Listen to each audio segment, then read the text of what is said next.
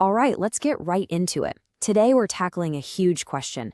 How do you actually experience reality? Now, you might think the answer is simple, but it turns out your brain isn't just a passive recorder, it's your own personal and very powerful editor. So let me ask you this, just a simple question. Look around the room you're in right now. Do you honestly believe you are seeing the world exactly as it is? Like a perfect, unfiltered, one-to-one copy? If you said yes, well, you're in good company. Most of us just assume that our senses are like a high-definition camera, just recording everything with perfect accuracy. It makes sense, it feels right, but it's not really the whole story. That camera idea? That's the myth.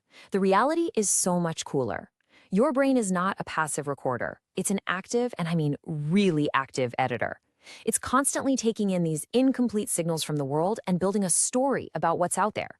It fills in the gaps, it makes interpretations, and it delivers to you this final cut that we call reality. So, how in the world does it do this? Well, let's start by pulling back the curtain on our two most dominant senses, sight and sound. We're going to see how your brain literally creates the world you experience every single moment of your life. Let's talk about color. That amazing, vibrant red of an apple, or the deep blue of the sky. It feels so real, right? So fundamentally part of the object itself. But it's not. Color doesn't actually exist out there in the world. It's an experience, an interpretation, created entirely inside your head. So here's how that works. First, an object, let's say an apple, reflects certain wavelengths of light. Your eyes, step two, they just receive these signals. It's just raw data, nothing more. And then, step three, this is where the magic happens. Your brain gets that data and interprets it, creating the rich, beautiful experience we call color. And you know what? The exact same incredible process happens with sound.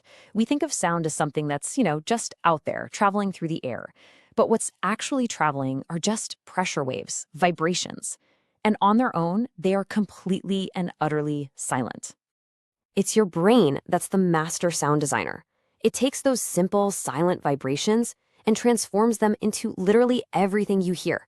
A beautiful piece of music, the sound of a friend's voice, the annoying buzz of your alarm clock.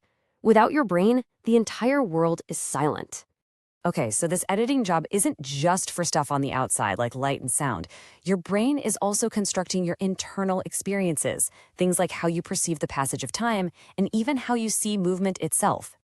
Come on, you know this feeling. We've all been there. 2 minutes waiting for the microwave to finish can feel like an absolute eternity.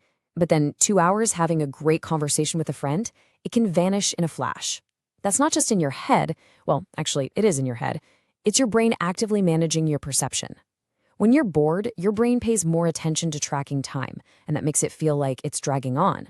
But when you're engaged, it just pushes time into the background. All right, now this next one is genuinely mind-bending. It turns out that even your perception of something as simple as a moving ball flying through the air is a kind of illusion. A very, very useful illusion, but an illusion nonetheless. Okay, see, there's a tiny delay for your brain to process all the visual information coming in.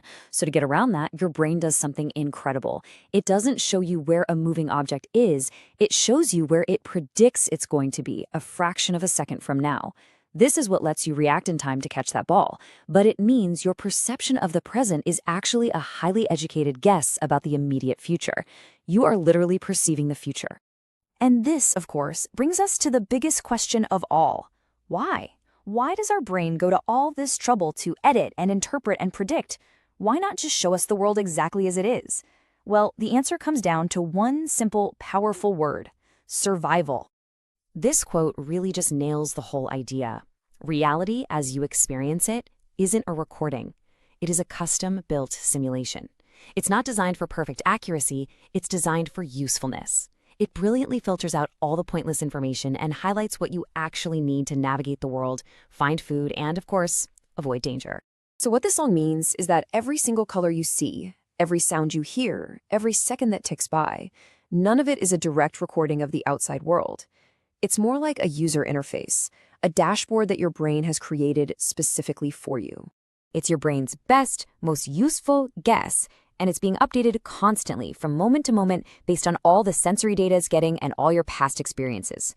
Your reality is an ongoing, spectacular act of creation. And that leaves us with one final and kind of provocative thought. If the reality that you experience every day is just your brain's best guess, a version of the world tailored specifically for your survival, what else might be out there that your brain has just decided to edit out?